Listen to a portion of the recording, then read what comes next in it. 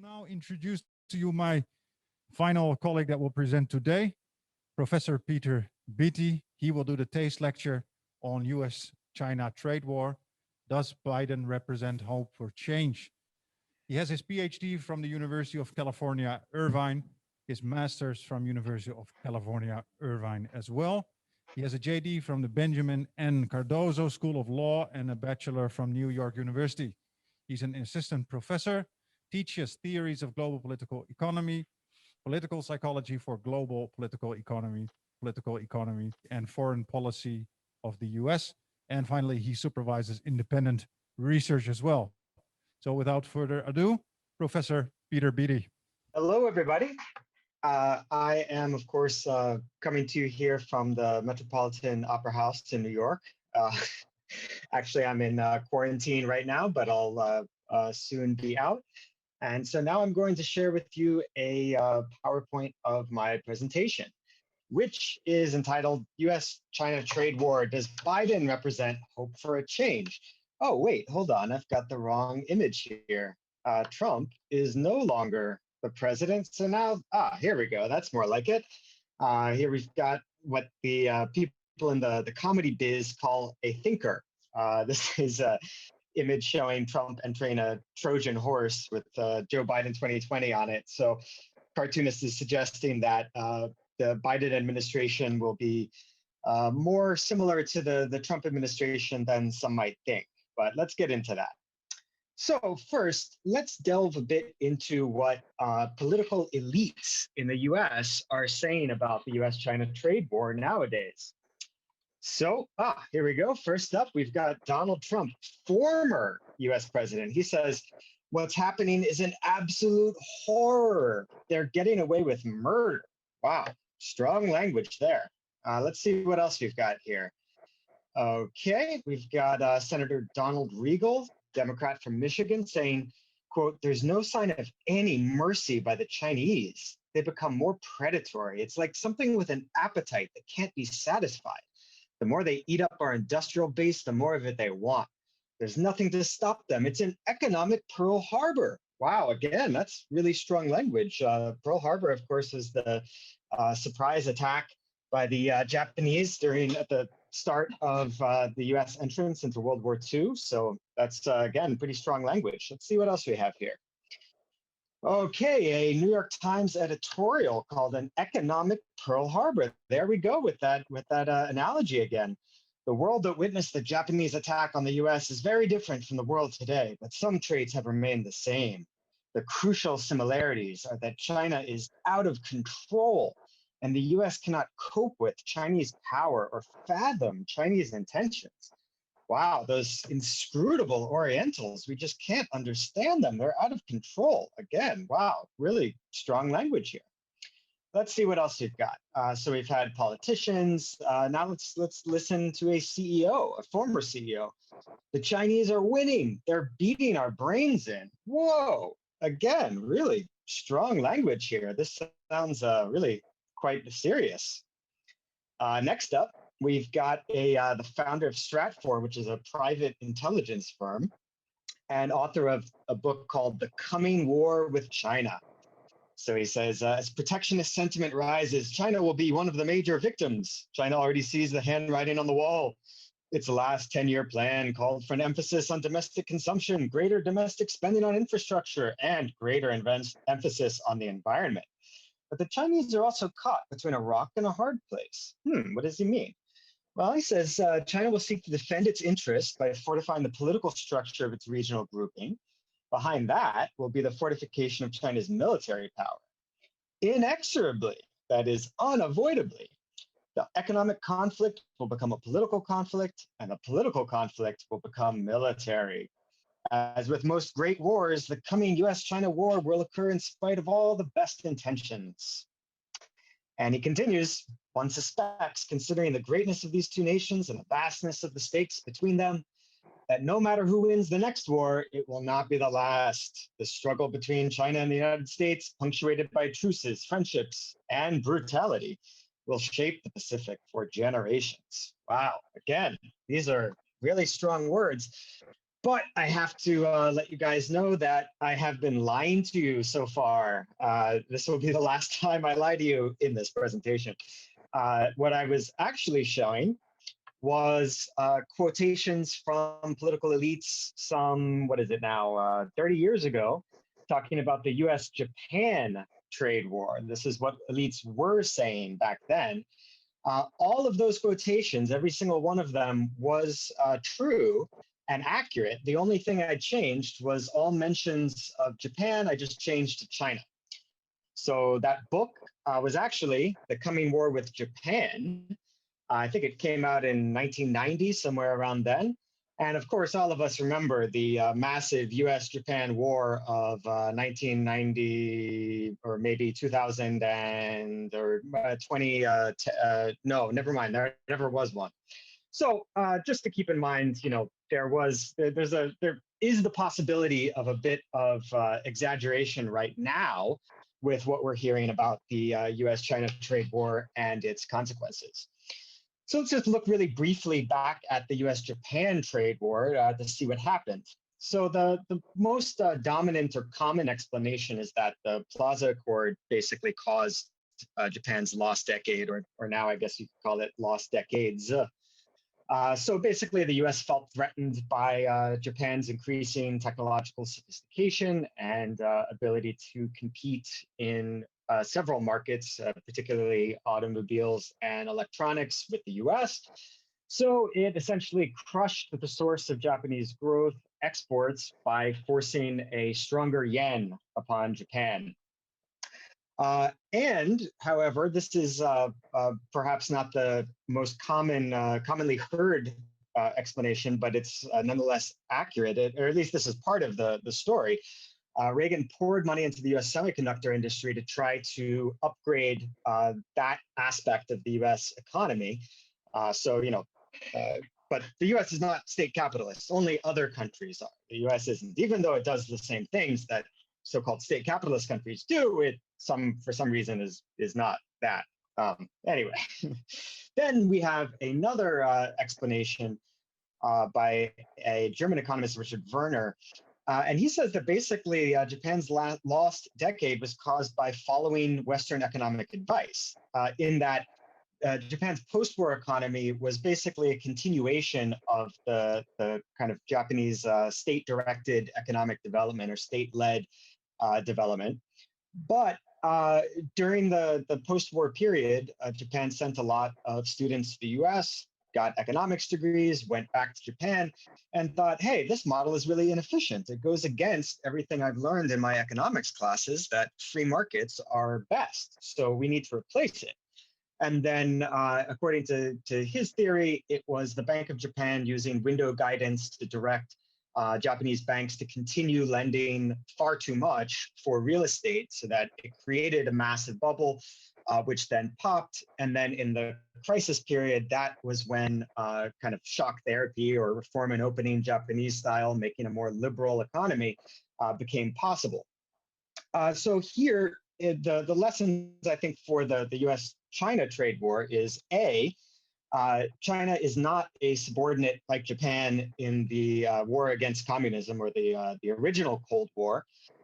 So it doesn't seem like the US will be able to just convince the Chinese government to shoot itself in the foot the way it was able to do with Japan.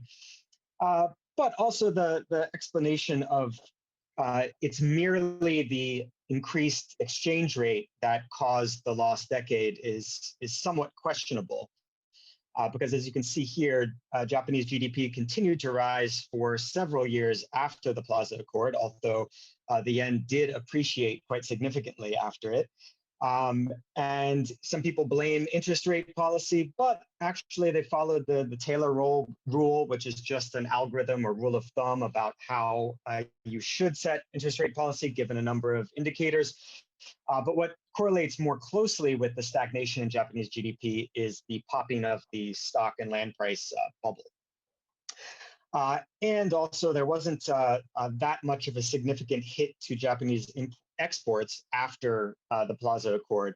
There was a dip, but it wasn't anywhere near as significant as the crash in real estate and stock prices. All right, so let's move on to how did we get Trump in the first place? And how did we get the trade war in the first place? Why was the US public supportive of Trump in general and also supportive of the idea of a trade war with China?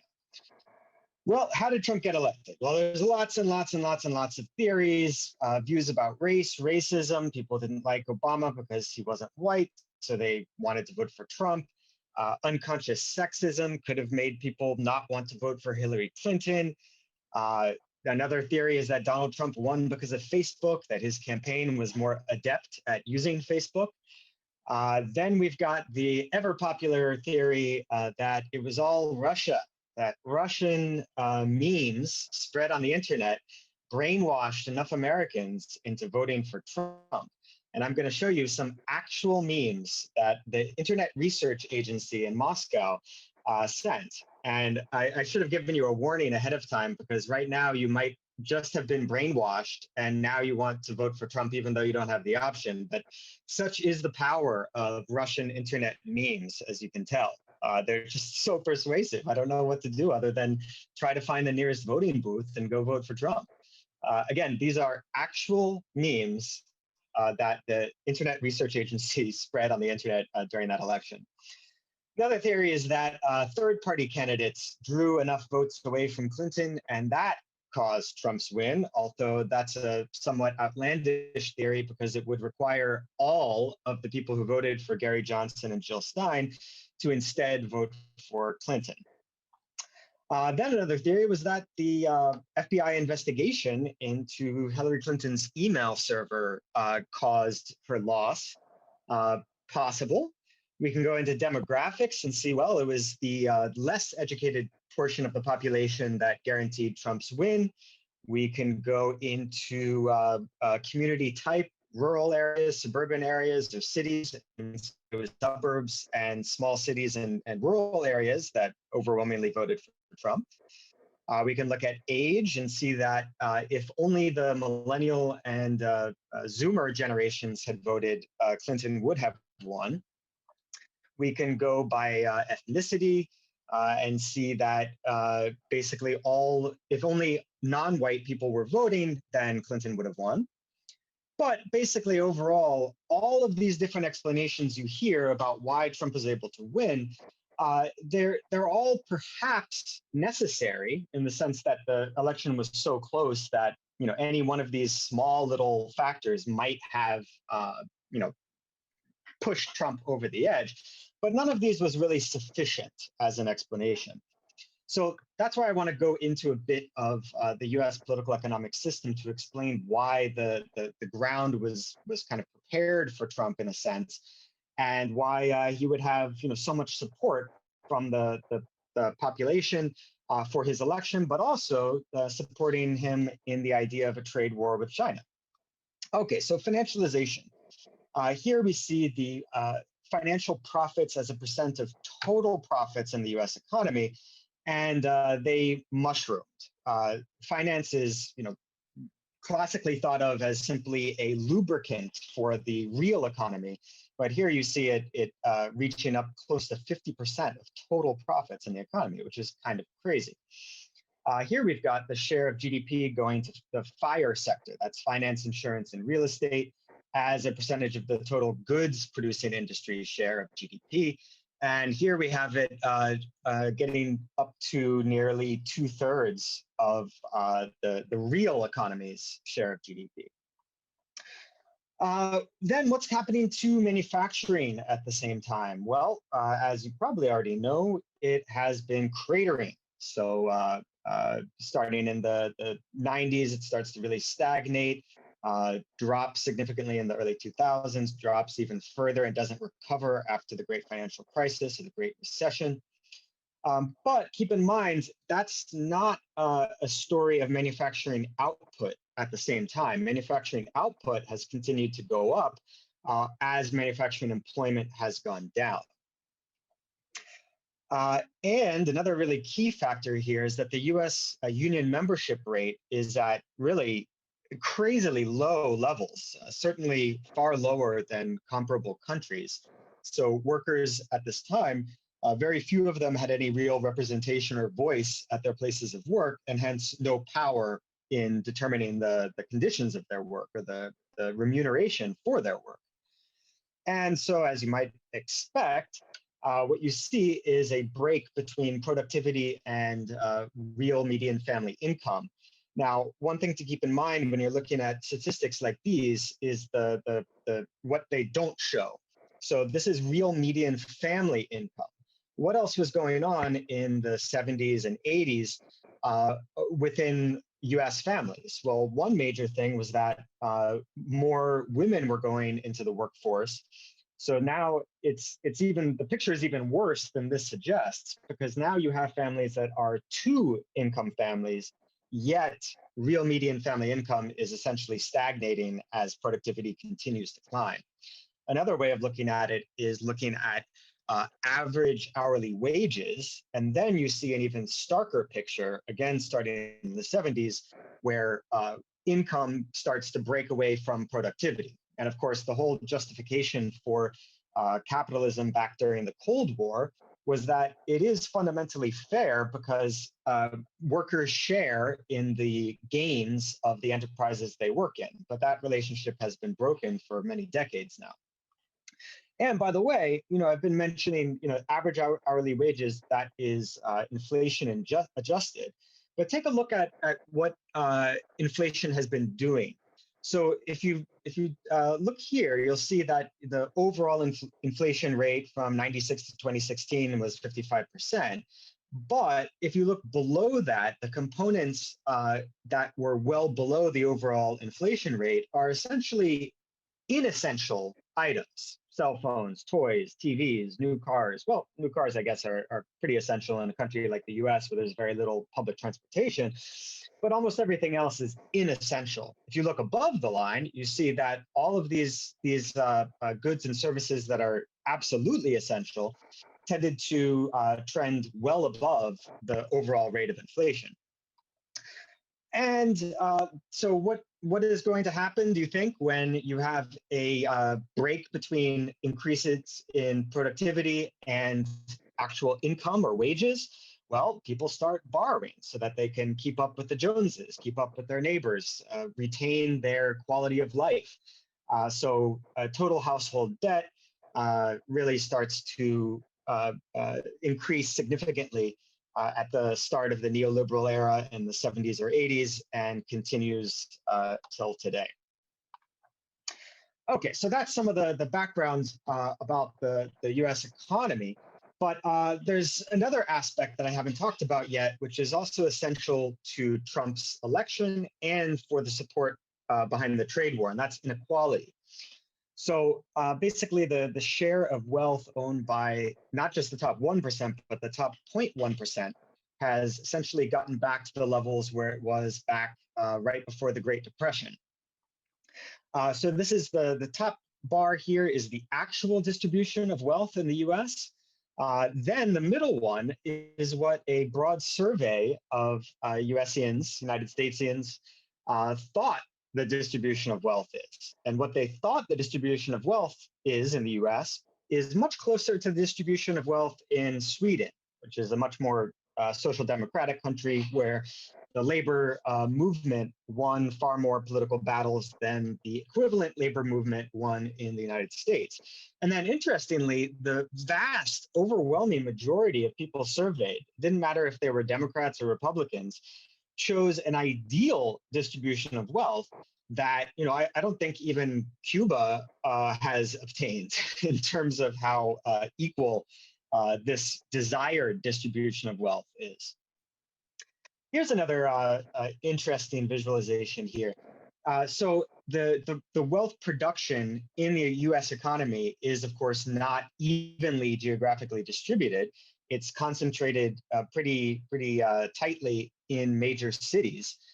And if you've ever seen a map of voting patterns, you'd notice that where the money is generated, where all of the value added is entered into the economy, correlates pretty closely with areas that vote Democratic, whereas the empty areas on this map with very little contribution to GDP tended to be the areas that voted for Trump. Here's another visualization for the extent of wealth inequality in the US, dividing up the land mass of the US and showing you what it would look like if US wealth, or rather if US land ownership were split up exactly like US wealth. Then it's basically, this has been a trend in operation for quite a while now. And this is going right up until the year that Trump was elected. The upper income set have increased their share of US aggregate wealth, while the lower income and middle income set has lost ground. And what about the recovery, the Obama recovery, as some people call it? Well, it wasn't much of a recovery. There was no return to the status quo ante the great financial crisis. So that was still a major problem. All right, let's delve directly into the problem of poverty and unemployment in the US, which was a major driver of Trump's popularity and the popularity of the trade war idea. So here we have a map of people living in poverty, the percentage of people living in poverty. And as you might remember just from that other slide, this looks like the inverse of that map showing where wealth or GDP is mostly generated in the US. And of course, it looks very similar to the states and the counties where Trump won. And a lot of people who haven't traveled much around the US might be surprised to see the extent of poverty if they do visit, and they go to the US and they go outside of LA and New York. But even in LA and New York, you see homeless people all over the place. And if you go to the Midwest, you'll see what's called the Rust Belt, a lot of unused factories, dilapidated factories, kind of falling apart like this. So that brings us to, why was Trump's idea of a trade war so popular? And here we have estimates of the number of jobs lost due to the trade deficit with China. So quite significant, over 3 million jobs here. To give you an idea of the extent of financial distress that people in the US are in, they found that nearly 2/3 of people in the US couldn't cover a $500 surprise bill without having to sell something, essentially. So they don't have, just money on hand to deal with an expense of just $500. And I say just $500 because if you need to get your car repaired, for instance, that can easily go over $1,000. Another pretty shocking trend is what are called deaths of despair. So you've seen an increase in the death rate among, particularly among US white men, the same cohort that has been losing previously good paying manufacturing jobs. And so that has been correlated with an increase in alcoholism, drug use, depression, mental health disorders, suicide, et cetera. And hence, whereas all other industrialized countries in the world have seen a continual decrease in their death rates, the US has actually seen an increase, which typically you don't see unless you're in a war. What about the Obama recovery? I thought everything was supposed to be so much better after Obama had his first and second terms. Well, essentially what you see here is that the so-called Obama recovery did not actually restore the high paying jobs or the mid-wage jobs. That recovery in the unemployment rate was essentially made up for by an increase in low-wage jobs. And so what about Trump, though? He had this, he implemented a trade war. He was going to bring manufacturing back to the US. How did that work out? Well, let's look first at private fixed investment in manufacturing. Whoops, no, actually, we don't see an increase. In fact, we see a decrease during Trump's term. Well, maybe factory owners aren't building new factories. Maybe they're doing something else. Well, here's value added by private industries, manufacturing as a percentage of GDP. I don't really see much of a recovery here. I just see a slight bump when Trump first takes office and then a decrease since then. What about employment? Maybe they're not building new factories. Maybe the factories aren't contributing as much to GDP because perhaps Hollywood has taken over that share of GDP. Well, here is all employees in manufacturing. And again, we see a slight uptick over Trump's term, but we're still not even at the level of manufacturing employment before the great financial crisis. At the same time, or not at the same time, but this is 2000, here is a map of the world where for which country is the US the major exporter to that country, and which countries are China the major exporter to that country. So the US is represented in blue, China is represented in red in 2000. Now let's skip forward to 2005. Oh my God, the East is red, and little bits of Africa too. Now let's skip forward to 2010. Oh man, the East is even redder, and now most of Europe is red as well. And now let's fast forward to 2018. Oh my God, the East is red, Africa is red, and South America is red too. That's quite a change in just a couple of decades. Okay, so I think that that kind of background helps to explain why Trump's campaign appeal might have, hit on fertile ground, why people might have been attracted to Trump as a candidate, and why they might have supported the trade war, because Trump was explaining it as, all these foreign countries, China among them, screwing us over, and our elite screwing you over with their bad trade deals. But one thing that didn't really get mentioned in this whole debate and discussion is that, yeah, if you look at just exports from the US to China and from China to the US, the US has a major trade deficit. China exports more to the US, absolutely.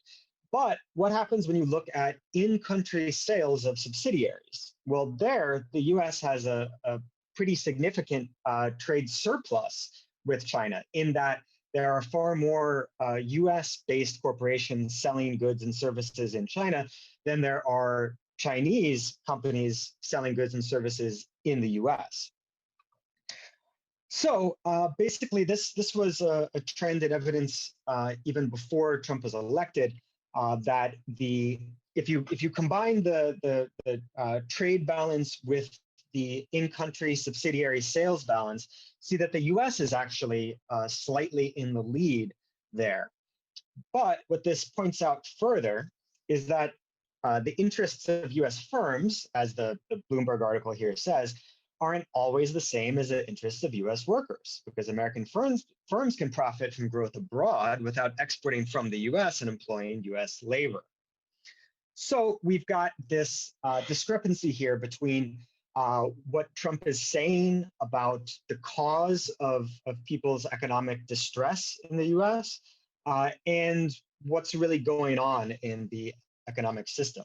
So let's leave Trump aside. You guys might be already kind of bored. Trump occupied so many people's attention for the past 4 years. And I just sense that you guys are falling asleep. So I'm going to immediately excite you, because I'm going to talk right now about Joe Biden. Oh, shoot, my sound didn't play. I had that, whoops. Uh-oh, that's not good. Well, at any rate, I had that air horn from every single hip hop and reggaeton song to try to get your attention there, but unfortunately, it doesn't seem to be working. At any rate, here is Joe Biden, the senator known as the senator from MBNA, the credit card company, because while a senator from Delaware, which, by the way, is a state in the US that competes very, very, successfully, really, to get corporate or to get companies to incorporate in Delaware, because they offer low tax rates, low regulation. So Delaware is kind of a center of corporations in the US. And so any senator from that state is probably going to have to be a faithful servant of the corporate sector. And Biden was certainly that. during his career. As Alexander Coburn put it, Joe Biden is a man ripely symbolic of everything that is unchanging and hopeless about our political system. So here we are. Now let's hope this video sound works, because I want to play a little clip from a professor in China talking about what Joe Biden might mean for the U.S.-China relationship. 前边特朗普政府跟我们打贸易战，那么我们为什么搞不定特朗普政府？啊，为什么以前1992年到2016年之间，中美之间各种问题都能搞得定？是不是？大家发现没有？所有的危机，不管是银河号事件，还是炸大使馆，还是撞了飞机，所有事情全部是床头吵架床尾和，2个月之内搞定。什么原因？啊，这儿我抛出一个可能又要是暴论了。 就是因为咱们上边有人，就是我们在美国的权势核心圈啊，我们有我们的老朋友。好，那么其实呢，就是说说的白了点其实呢，就过去这个30年过去40年，我们在美国的它的这个利用它权势核心圈，是不是？我前面讲过，华尔街在1970年代开始对美国。 它的内政外交有非常强的影响力，所以我们有路径依赖，是吧？但问题是，08年之后，华尔街的地位下降了，更重要的是16年之后，华尔街搞不定特朗普，为什么？很尴尬，特朗普以前对华尔街有过一次软性违约，所以双方有矛盾当然，这个细节我就不多说了，时间可能已经来不及了，是吧？那么，这个。 中美贸易战过程中，他们也试图帮忙据我所知，美方的朋友跟我讲，这个试图帮忙，但是力有不逮但现在呢？现在我们看到拜登上台了，传统的精英、政治精英这个建制派，他们跟华尔街的关系是非常密切的。所以大家看到吧，拜登的儿子被特朗普说你在全球有什么基金公司，发现没有？ 谁帮他建的基金公司明白吗？这里边都有买卖那么，所以这个时候我们以恰当的方式进行一定的这样一个表达一个善意我个人理解，当然这个受限于我的专业基础是吧？我们是从国际政治经济学的角度去理解这个事儿。那么我认为有它的战术和政治的价值在里边Okay, so this video got shared around a lot by Trump supporters, basically saying, "Oh my God, those evil Chinese! They control the U.S. and Biden is so corrupt," and et cetera, et cetera, et cetera. But my reaction to that is, well, yeah, that's the smart thing to do. Once you understand how the U.S. political economic system works, then you attempt to use whatever leverage you can, and so making inroads with Wall Street so that you can influence the U.S. government. Seems perfectly smart to me. But there's two things here. The second thing here is that, yes, absolutely, Biden is definitely going to be closer to the traditional political establishment of the U.S., and that includes Wall Street. But I think it's fair to say that the political establishment in the U.S. has become very Trumpist in the sense of supporting the trade war and supporting the vision of China as more of a threat and a competitor. So let me get into that. So we've got this article on the recent liberalization of restrictions over ownership by foreign companies over finance in China. So it says this was the year when, after 20 years of baby step financial liberalization, China finally threw open its doors to Wall Street. So the question is why? There's been, the kind of serious worsening in U.S.-China relations over the past few years. Why now liberalize finance? And the main explanation in the article, although there's other factors, there's some people in China believe that Wall Street can bring much needed financial innovation to China. I'm not of that opinion. I agree more with Paul Volcker that the The only significant financial innovation that's been any good over the past 40 years has been the ATM machine. But some people do believe that that's a benefit. And of course, people on Wall Street and companies on Wall Street see that see a massive profit-making opportunity in China. But here, I think this is probably the most likely major explanation, that having friends on Wall Street will be a soft power relaxant of geopolitical tensions. Then we've got another article coming out at the same time about Beijing and Wall Street deepening ties. And the first paragraph here is basically saying, yeah, financial institutions have one goal, more profits. And so they're responding more to economic incentives rather than the conventional wisdom du jour in Washington, D.C., which is now China is a threatening competitor. And I think this is really the key. We've got this China-based executive at some global fund saying China wants to preempt possible financial sanctions in the context of worsening relations. That's why you see a flurry of opening up right now. If you integrate into global financial markets and accelerate coupling by opening to foreign players, then you reduce US leverage. And echoing that was an interview by Blackstone Group's Schwartzman. The Biden administration is likely to take a softer tone towards China. And so here, let's get into the brains of Biden himself and some of his top foreign policy and economic advisors. So this was written by Biden in Foreign Affairs. He says the U.S. does need to get tough with China. He cites robbing the U.S. and American companies of their intellectual property, which, of course, is what every currently rich country did when it was a developing country. Germany stole technology and intellectual property from Britain. The U.S. did the same from Britain. Japan did the same, so on and so forth. It's a tale as old as time. And here we go. Here's Biden then talking about a focus on engaging China by building alliances with traditional U.S. allies, something that Trump certainly did not do. He did more of the opposite.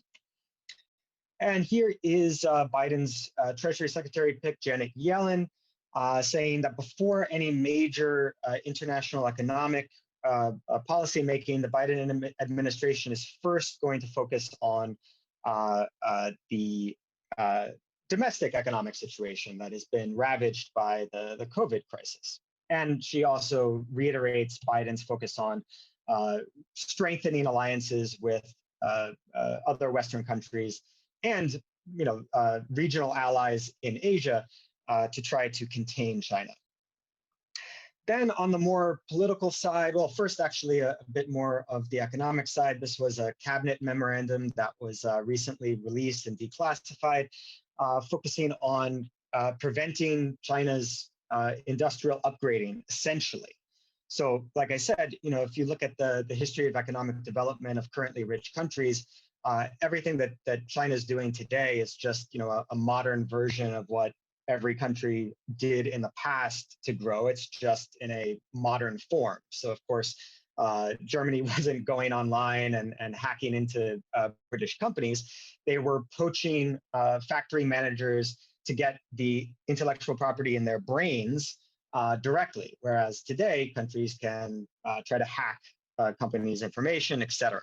So the key desire here on the part of the U.S. government for foreign policymakers, and of course this was in the Trump administration, but there's no reason to think that the Biden administration will differ in this regard, because on this point, the U.S. political establishment is of one mind.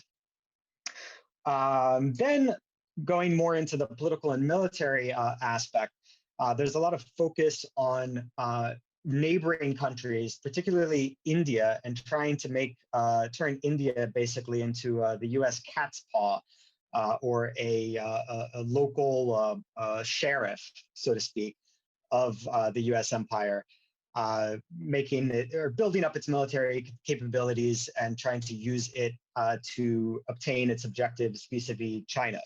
And you see down here, a key defense strategy is denying China dominance within the South China Sea, and then, of course, dominating everything outside of the South China Sea. So U.S. military establishment is okay with not having dominance in the South China Sea, but it wants to make sure that China doesn't have dominance either. But, of course, the entire rest of the world must remain under U.S. dominance. Here we have Kurt Campbell and Eli Ratner, who have both been named as top foreign policy advisors, particularly on Asia, to Biden. So here they are describing what is likely to be the Biden administration's policy.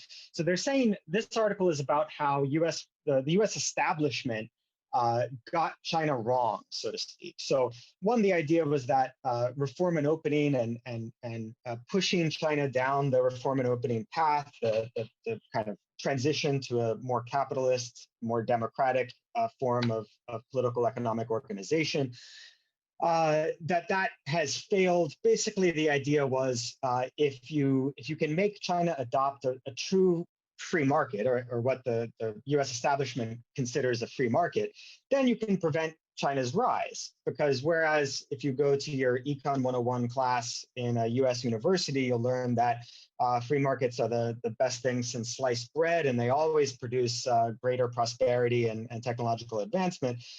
In the real world, it doesn't exactly work that way. A perfectly free market with China, where there's no state support for technological upgrading, would basically leave China as the workshop of the world forever, with low-wage manufacturing. And of course, plenty of people in China making fortunes off of that, the people who own the industries, but it's probably not the best thing for China overall. Then on the political side, the idea was that economic liberalization would create political liberalization. And the fundamental reason for that, I mean, there's two reasons. One, it does accord with US values. The kind of ideas of what is an ideal political system is a liberal democracy. So it is in accord with that. But at the same time, it's also an opening for US political influence. Just look up what happened in Russia during the 1990s, and you'll see that the US government was interfering massively in elections in Russia in order to ensure that pro-US politicians would win their elections. So that was also hoped for China. And basically, the military strategy is particularly, I don't know, I guess you can find it funny if you've got a good sense of dark humor. But the idea was, so you promote China's participation in regional security arrangements, and you increase cooperation between the US and Chinese militaries.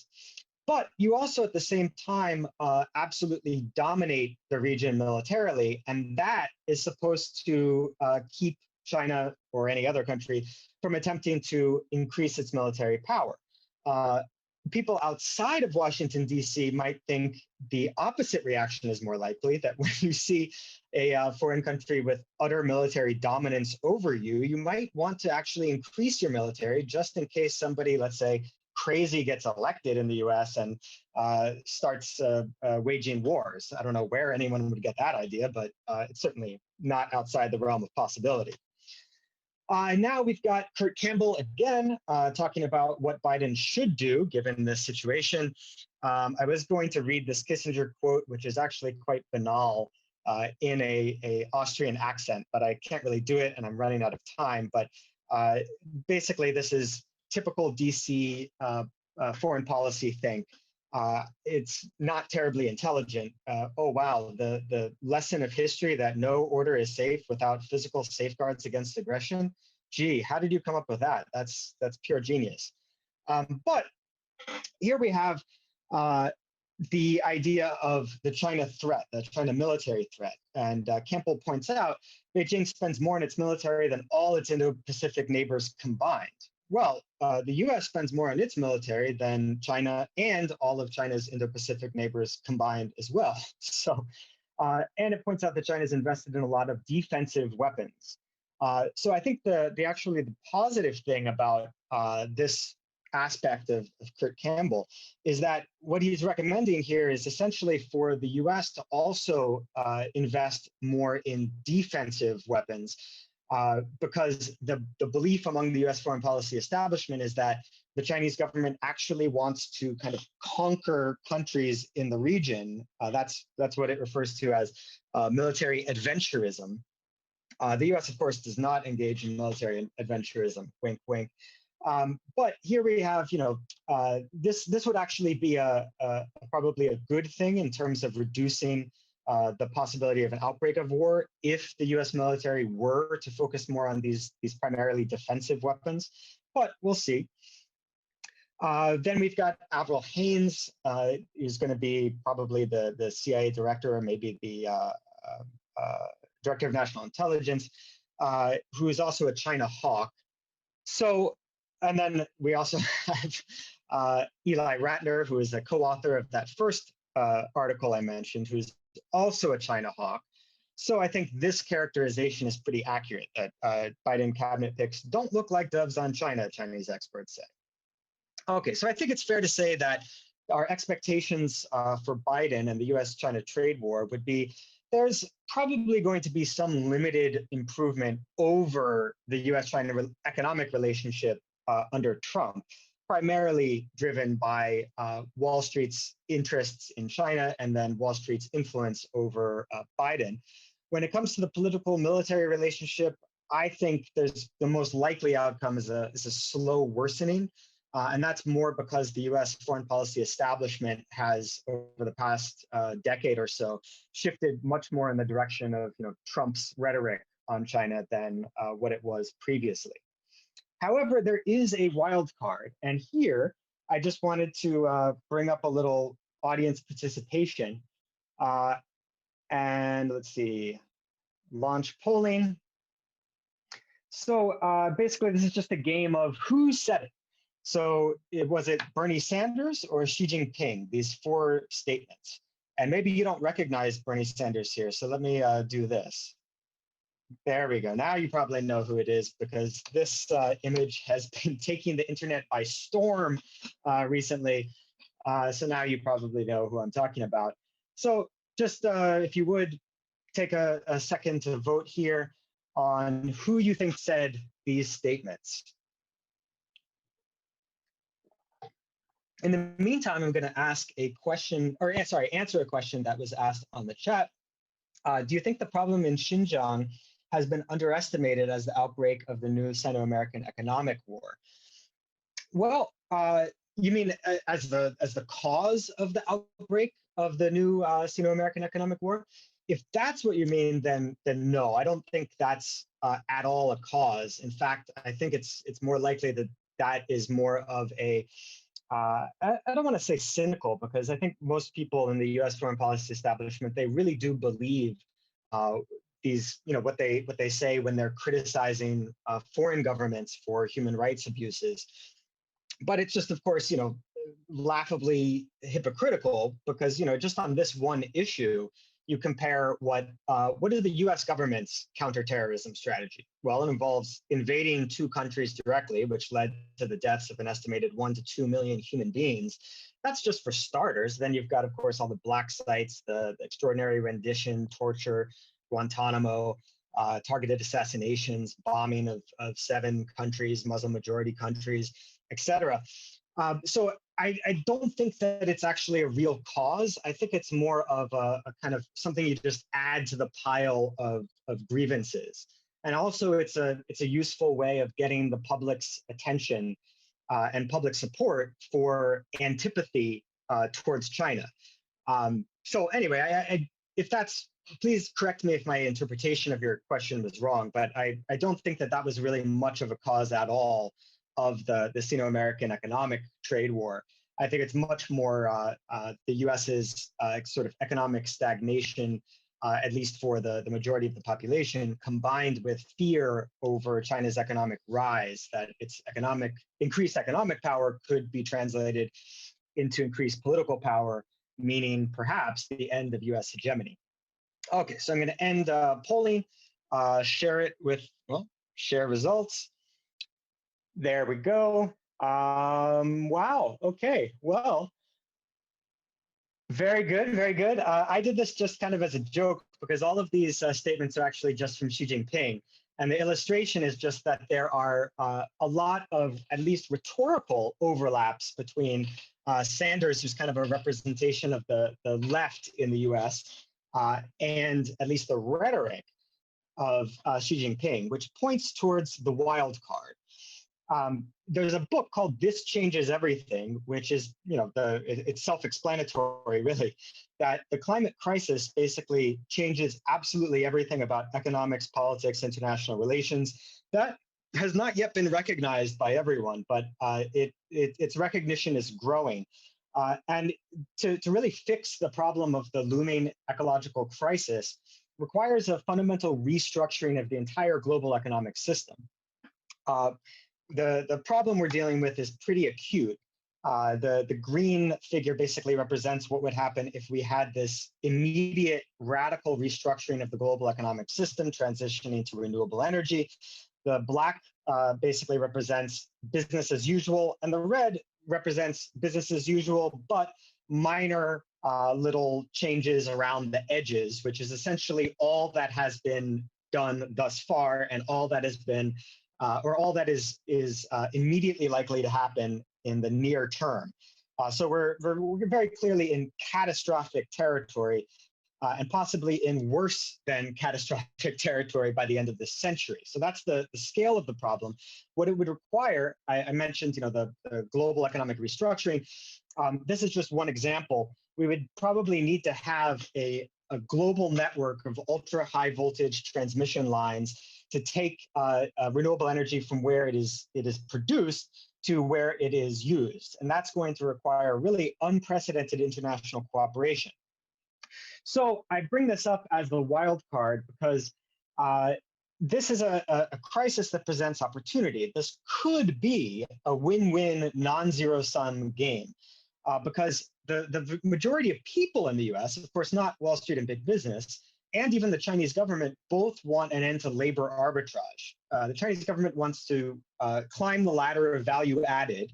That means, getting rid of essentially all of these low-wage jobs, just final assembly for Apple and a Foxconn plant in Shenzhen, et cetera. And of course, the majority of people in the US want to have, good-paying jobs. So there's a huge opportunity here for cooperation. And there's some complementarity here because China, because of its massive investments in renewable energy, is the global leader in green tech, certainly better than the US in building infrastructure. But the US has a lead in aerospace, semiconductors, and a lot of other technologies. So there's some clear complementarities here. All right, so I've gone over by 3 minutes here. So just to wrap it up, reminder, Bernie Sanders is not president, so this would be much more relevant if he were, but Joe Biden is. Now, is Biden open to the idea of a Green New Deal, of this sort of massive restructuring of the global economic system for sustainability? Well, it's kind of confusing. If any of you saw the first presidential debate, if you could call it that, you might remember that Trump shouted at Biden saying that he supports the radical Green New Deal. And Biden said, no, the Green New Deal is not my plan. And then just a few minutes later, he literally says, the Green New Deal will pay for itself. And that is, he's supporting it because once you make all these massive investments, it's not pissing away money. It's actually investing it in infrastructure that will produce energy and create wealth in the future. Then minutes later, he says, no, I don't support the Green New Deal. And then still on Biden's website today, he says, the website still says right now, as of this afternoon, the Green New Deal is a crucial framework for meeting the climate challenges we face. So that, all I can say is that is a wild card that could change the analysis of US-China relations and the trade war if the Biden administration is going to be serious. And I don't want to leave this off on this kind of Biden propaganda poster, so I'll add something to counterbalance it. So we're either riding with Biden in a convertible or we're riding with Biden in a garbage truck that's on fire.